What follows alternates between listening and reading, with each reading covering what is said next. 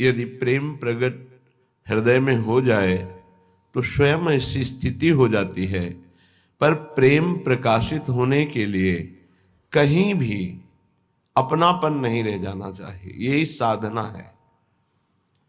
संपत्ति का बल, शरीर का बल, सुहृदजनों का बल, विद्या का बल, ये सब हमारे प्रभु के प्रेम में बाधक है। जब गुरु कृपा उदय होती तो इन बलों से हमारा आश्रय हट जाता है। अगर इनमें से कोई भी बल है तो प्रभु का दृढ़ आश्रय नहीं होगा तो प्रेम ही नहीं होगा। अपबल, तपबल और बाहुबल, चौथो बल है दाम। दाम माने धन। शूर किशोर कृपा ते हारे को हरिनाम। जो इन बलों से अपनापन हटा ले वही नाम जापक भगवत प्रेम का अधिकारी होता है। तो स्वयं अनंत ब्रह्मांडों के स्वामी होकर अपने ब्रह्मांड पति का भाव छोड़कर हमारी प्रियाजू की अधीनता स्वीकार किए हुए हैं। ये कोई आश्चर्य की बात नहीं है। ये तो अनंत ब्रह्मांडों का स्वामित्व भूलकर अपने भक्त के चरण चापते पाए गए, भक्त की लंगोटी धोते पाए गए, भक्त का रथ हाँकते पाए गए। ये ऐसे प्रेमी हैं। फिर प्रियाजू तो साक्षात लालजू के ही हृदय का मूर्तिमान प्रेम है। तो यहां भाव यह आता है कि जब आपको प्रेम प्राप्ति की लालसा रसिकों के संग से प्रकट होगी तो किंचिन मात्र कहीं अहम नहीं रह जाएगा, अपनापन नहीं रह जाएगा। संपूर्ण अहम और अपनापन, अहम का तात्पर्य होता है अहंकार। मैं विद्वान, मैं धनवान, मैं कुलवान, मैं रूपवान, मैं ज्ञानी, मैं ये जो मैं ये प्रियाजू के चरणों में अर्पित हो जाए तो प्रेम का प्रकाश हो जाए। प्रेम प्रकाश जहां हमारी प्यारी जो चरण पधराती लालजू मानो अरविंदाक्ष कमल नयन, मानो अपने नेत्र रूपी कमलों के वहां पावड़े बिछा देते हैं। जैसे भरत जी से वशिष्ठ जी आदि महापुरुषों ने कहा कि तुम्हारे चरणों में छाले पड़ गए हैं, थोड़ी देर के लिए रथ पर सवार हो जाइए, आपको बहुत पीड़ा हो रही है। तो भरत जी ने कहा जहां हमारे स्वामी सियाराम के चरण पड़े हैं वहां हम घोड़े की सवारी करके या रथ पे बैठ के जाए, यही हमारी दास्ता है। हम ऐसे ही हैं। उचित तो यह है कि सिर भर जाऊं उचित असमोरा, सब ते सेवक धर्म कठोरा। जहां हमारे स्वामी के चरण पड़े हैं वहां मैं सिर के बल जाऊं। श्रीधाम वृंदावन प्रिया प्रीतम का निज महल, जितनी दैन्यता आपके हृदय में होगी उतना ही अधिक आप यहां से पुण्य, नाम बल, भक्ति बल, कृपा बल ये प्राप्त करके जाएंगे। और यदि कोई भी अहंकार रखेंगे तो आपसे अपराध बन जाएगा और आप अपने सुकृत गंवा कर जाएंगे, अपराध लेकर जाएंगे। इसलिए प्रभु स्वयं आचरण करके दिखा रहे हैं, वो आचार्य हैं। धन संपत्ति वैभव अखिल कोटि ब्रह्मांड पति का भाव त्याग कर हमारी प्रियाजू की अधीनता स्वीकार किए हुए हैं। जहां स्वामिनी जू के चरण पड़ते हैं वहां अपने नेत्र कमल के पावड़े बिछा देते हैं। जहां जहां चरण धरत सुकुमारी, सो मग दृग अंचलन सवारो।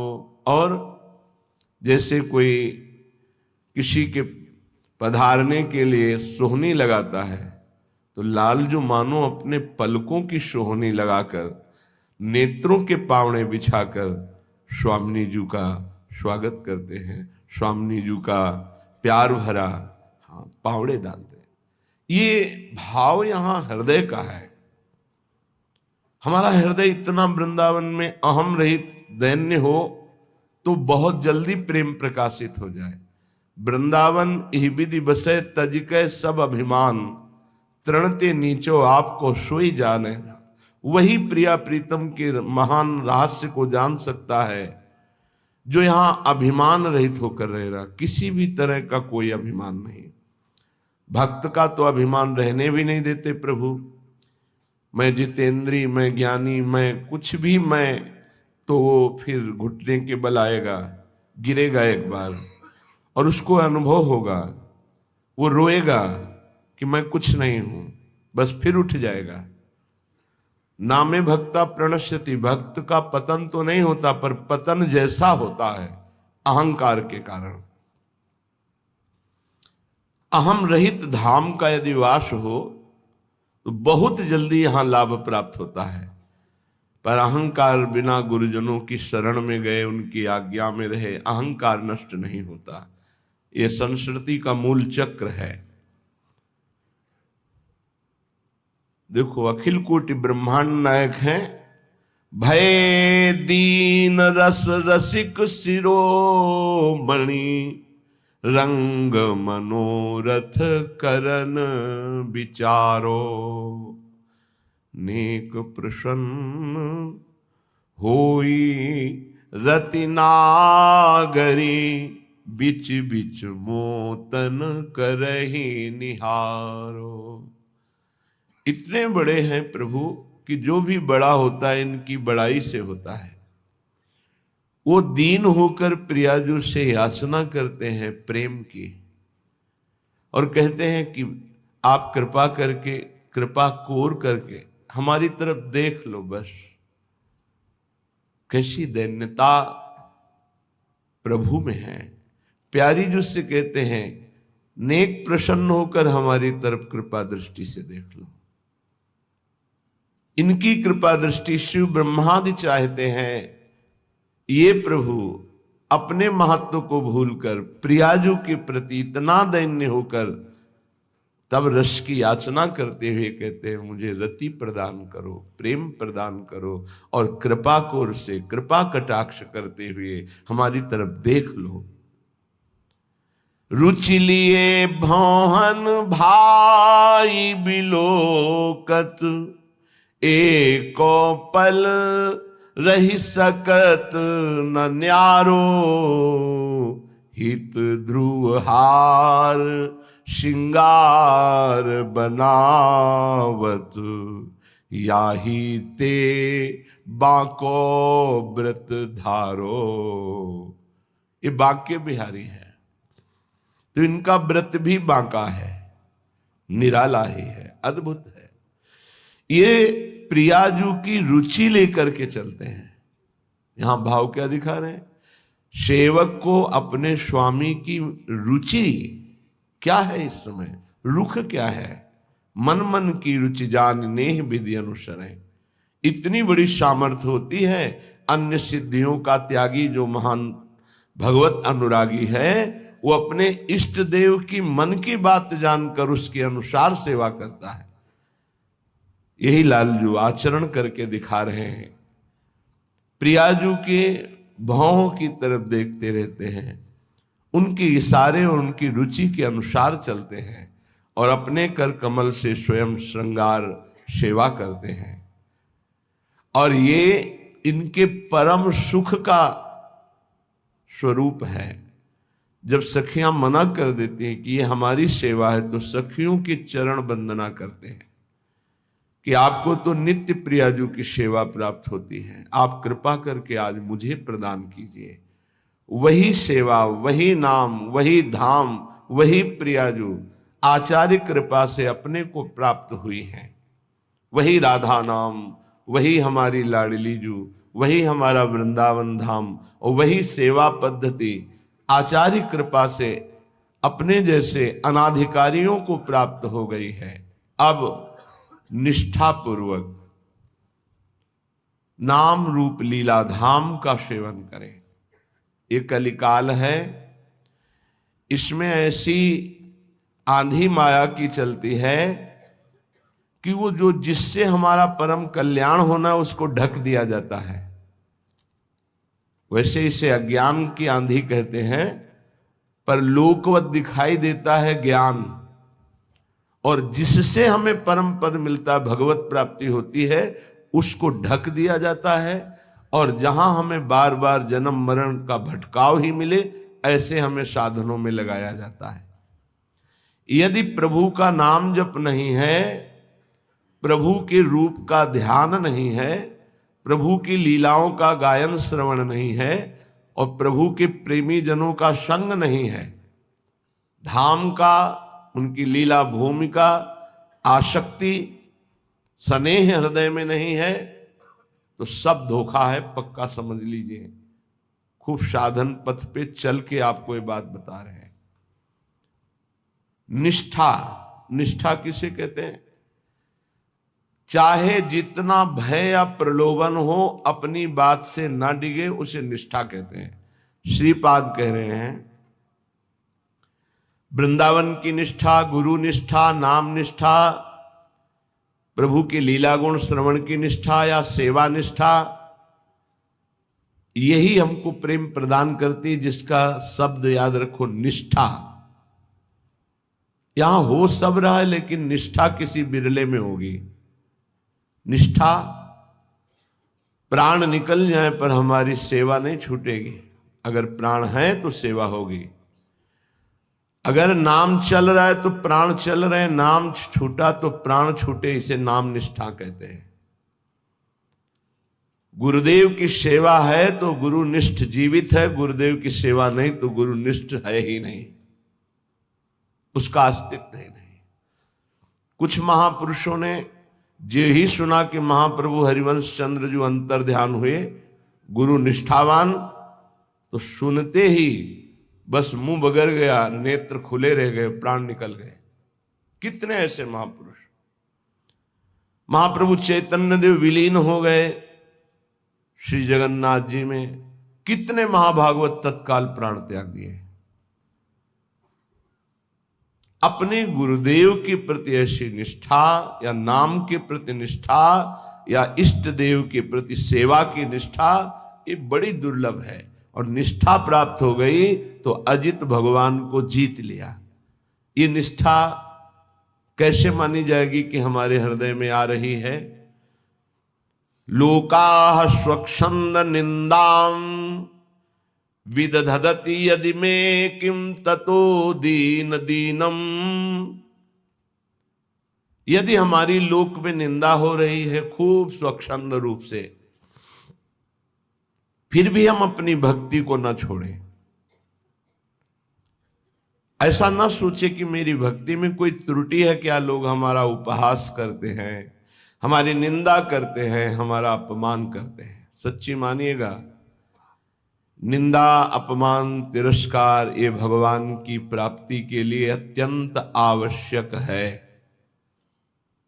उसे शायद आप ना समझ पाएं कि तिरस्कार, अपमान और निंदा कैसे आवश्यक हो सकती है, क्योंकि जो हमारा शरीर राग है और अन्य भरोसे हैं, ये तभी नष्ट होते हैं जब ठोकर लगाई जाती है। अगर चिंतामणि ने धक्का मार करके बिल्व मंगल को बाहर न कर दिया होता घर से कि आज के बाद दोबारा हमारे सामने मत दिखाई देना, अत्यंत आसक्त, कोई प्यार करने वाला ही जानता है कि जहां से उसको प्रेम की दृढ़ आसक्ति हो गई, जब उसकी ठोकर लगती है, संसार नहीं जानता। उसका हृदय प्राणों का त्याग देना अच्छा समझता है, जीना अच्छा नहीं समझता। बिल्व मंगल जी जब कटु व्यवहार चिंतामणि का हुआ तो उनका राग ढीला हुआ। तिरस्कार, अपमान, धक्का लगा के बाहर निकालो इसको बाहर, और उनके प्रति प्राण समर्पित प्यार। जो सरल हृदय के होते हैं वो छल कपट का प्यार नहीं करते हैं, सीधा हृदय से प्यार करते हैं। और जो बौद्धिक स्तर के लोग होते हैं वो बुद्धिमानी से वो प्यार नहीं करते, वो अपनी वासनाओं की पूर्ति की बात सोचते हैं। जो सहृदय होते हैं वो आसक्त हो जाते हैं, और आसक्त चित्त का मोड़ होने के लिए अपमान, तिरस्कार बहुत जरूरी है। और जो बौद्धिक स्तर से भोगों का भोग भोगते रहते हैं, भगवान ही बचावे, क्योंकि सहृदय तो है नहीं, तो इनका अपमान भी होगा तो ये शांत होकर निकल जाएंगे और दूसरी जगह अपना भाव स्थापित करने की कोशिश करेंगे, क्योंकि उनको किसी से प्यार नहीं, उनको केवल वासनाओं का खेल खेलना होता है। अगर ठोकर लगी, तिरस्कार हुआ, घर में तो कोई रह नहीं गया था, संसार में थी तो कोई चिंतामणि, बस दूसरा नहीं। परिणामतः संत शरण, ये होती कृपा। संसार का ठुकराया हुआ जीव, फिर भगवान उस पर कृपा करते हैं और साधु समागम देते हैं। ऐसा चित्त प्रभु में लगाया, भूल गए चिंतामणि के आंतरिक वियोग को, क्योंकि परम चिंतामणि तो भगवान है, श्री कृष्णचंद्र जो। पर पूर्वाभ्यास फिर परेशान करता है। ऐसा नहीं कि भजन करने लगे तो वासना दब गई तो मिट नहीं गई, वो अंदर है। इसीलिए इस चरित्र से शिक्षा लेनी चाहिए। उपासक कभी अपने को ऐसा न समझे मैं विकार विजयी हो गया हूं। बिल्वमंगल जी ऐसा विराग्नि जगह कि अब वृंदावन चलूं, श्री कृष्ण के चरणारविंद से चिन्हित ब्रजभूमि में उनका गुणगान करते हुए, नाम जप करते हुए वहीं प्राण त्याग दूं। प्राण त्यागने का मतलब है आजीवन ब्रजवास। इसे कोई शरीर पूर्ति वाली बात में ना ले जाए। गुरु आश्रम से प्रणाम करके चल दिए। एक आश्रम रास्ते में मिला, वहां रात्रि व्यतीत की। सुबह स्नान करके अपनी दिनचर्या कर रहे थे कि अचानक एक नौवधू वहीं ठाकुर जी का पूजन करने आई हुई थी। बहुत सी माताएं बहनें गांव के आसपास जो मंदिर होते हैं उनके दर्शन निमित्त जाती हैं, पूजन करते हैं। बड़ा सरोवर था, देव मंदिर। उसके चेहरे की बनावट पूरी चिंतामणि जैसी थी। जी ही देखा पूर्वाभ्यास जागा चिंतामणि। प्रेम हृदय का विषय होता है, और हृदय द्रवित होकर जिसे पकड़ लेता है उसे छोड़ना बड़ा कठिन होता है। दबाव हो गया था, श्री कृष्ण कृपा से वो दब गए थे। अचानक चिंगारी ज्वाला बन गई। चिंतामणि रूप देखा चिंतामणि जैसा, पीछे लग गए, भूल गए श्री कृष्ण को। ये शिक्षा लेने लायक है।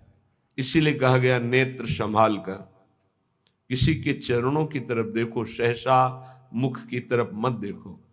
जो चाहे आपन कल्याणा, सुजस सुमति शुभगति शुभ नाना, सो परनारी लीलार गोसाई, तजो चौथ के चंद की नाई। सहसा माताओं बहनों के मुख की तरफ मत देखो, उनके चरणों की तरफ देखो तो बच जाओगे। पीछे लग गए।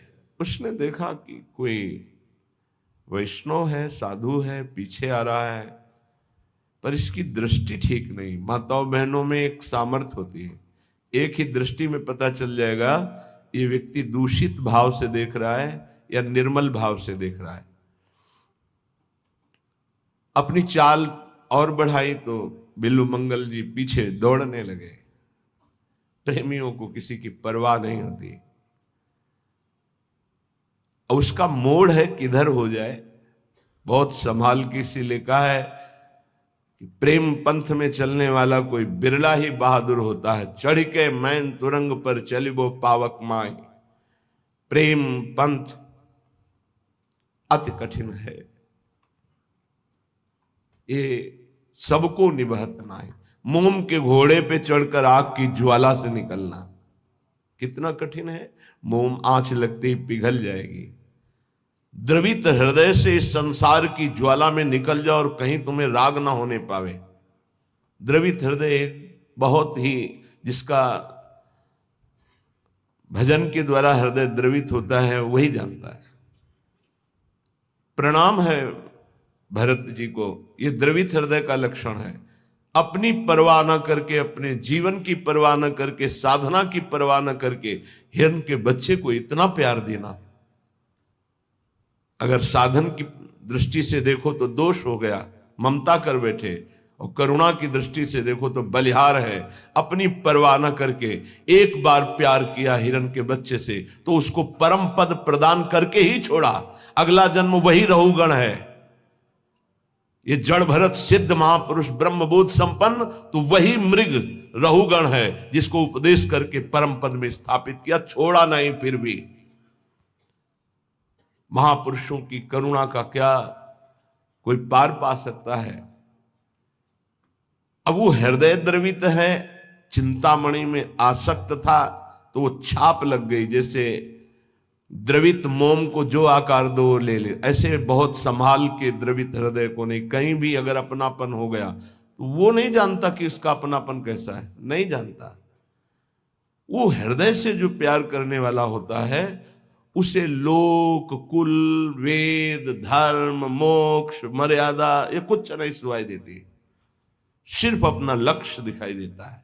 तभी सुंदरदास जी ने प्रेमी की दशा को लिखा है, न लाजती न लोकन की न वेद को कहो करे, न शंख भूत प्रेत की न देव जच्छते डरे, सुने न कान और की दृश्य न और इच्छना।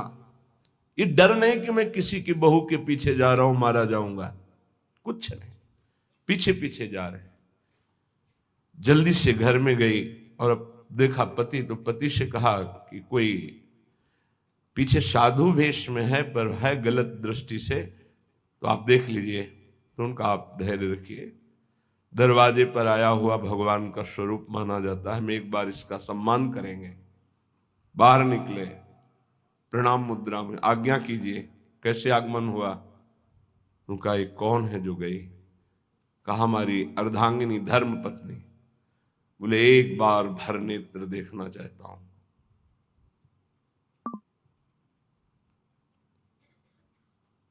ऐसा ही अपने इष्ट के लिए होता है कि चाहे हे प्रिया जो मुझे नरक भेज देना, बस एक बार मैं आपको देखना चाहता हूं कि जिसके लिए जीवन अर्पित किया वो कैसे है। एक बार आप कहो कि मैं आपका हूं, एक बार स्वीकार कर लो बस। प्रेमी का हृदय तड़पता रहता है, वो बाहरी विषय नहीं होता, वो अंतर का विषय होता है। प्रेम एक पवित्र निर्मल होता है, वही जब जगत की तरफ लगता है तो मलिन और काम कहा जाता है, और वही जब प्रभु की तरफ लगता है तो निर्मल और प्रेम उज्जवल कहा जाता है। कहीं नया प्रेम नहीं होता, कोई नई चीज नहीं है प्रेम, वो है सबके हृदय में है।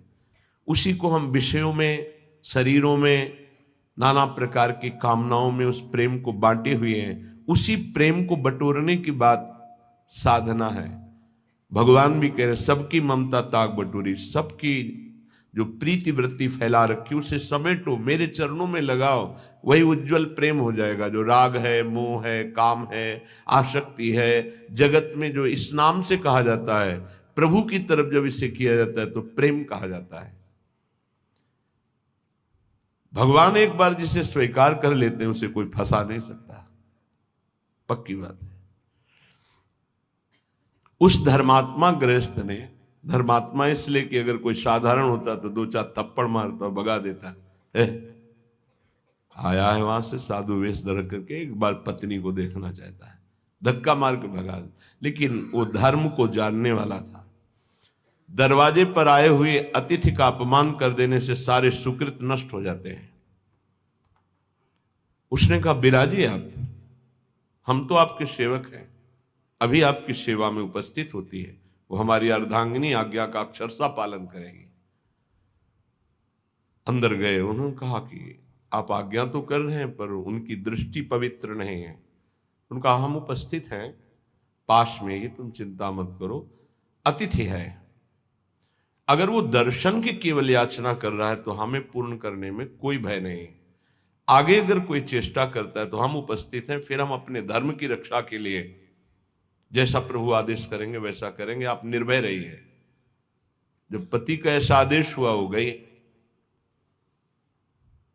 रूप दर्शन की आकांक्षा थी इसलिए यहां से करके गई। हाथ जोड़ा और कहा क्या आज्ञा है आपकी? कितने धर्मात्मा जन हैं, नहीं ऐसी चेष्टा और तो फिर कटु व्यवहार होना चाहिए। क्या आज्ञा है आपकी?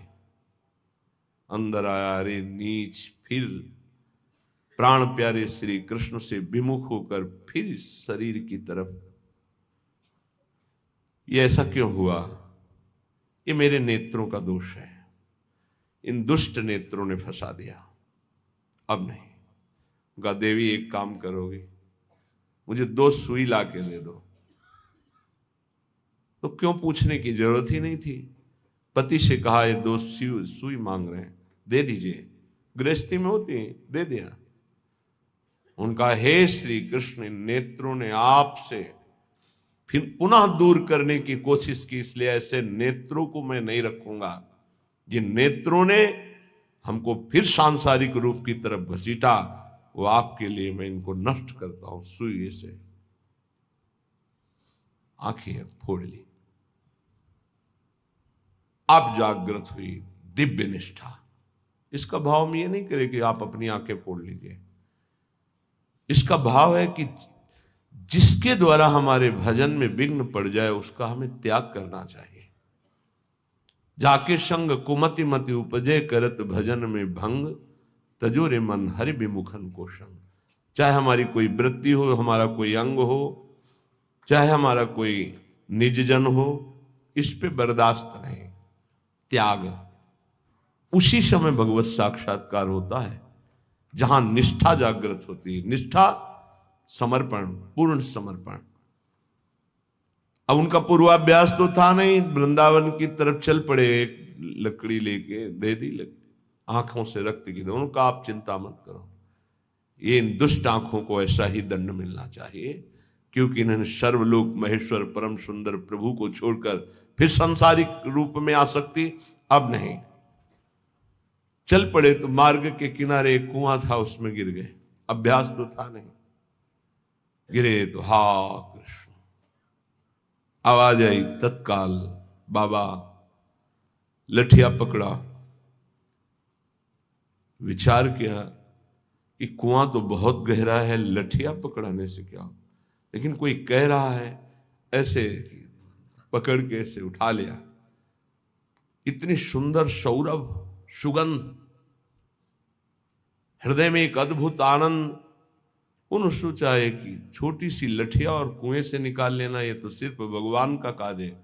और ऐसी सौरभ, ये तो ऐसा लगता है साक्षात श्याम सुंदर है।